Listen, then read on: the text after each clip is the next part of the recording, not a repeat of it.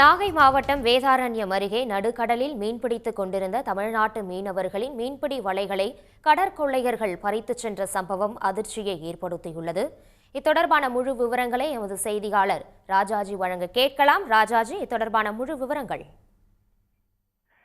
நேற்று மதியம் வேதாரண்யம் அருகே உள்ள ஆறுகாட்டுத்துறை மீனவ கிராமத்தில் இருந்து சிவகுமார் என்பவருக்கு சொந்தமான விசைப்படகில் சிவகுமார், சந்திரசேகரன், ராஜகோபால், அருண்குமார், சுப்பிரமணியன் ஆகிய 5 பேரும் நேற்று மதியம் 1 மணி அளவில் மீன்பிடிக்க கடலுக்கு சென்று வேதாரண்யம் அருகே 15 கடல் நாட்டிக்கல் தொலைவில் வலை விரித்துக் கொண்டிருந்தனர்.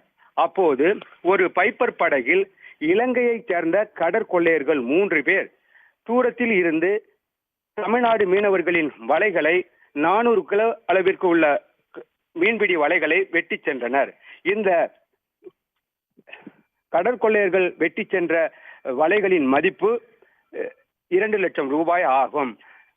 தொடர்ந்து இந்த மாதம் மட்டும் 4 முறை இலங்கை கடற்கொள்ளையர்கள் ஆறுகாட்டுத்துறை மீனவர்களின் வலைகளை வெட்டியும் சேதப்படுத்தியும் மீனவர்களை தாக்கியும் உள்ள இந்த சம்பவம் வேதாரண்யம் பகுதியில் அச்சத்தை ஏற்படுத்தியுள்ளது.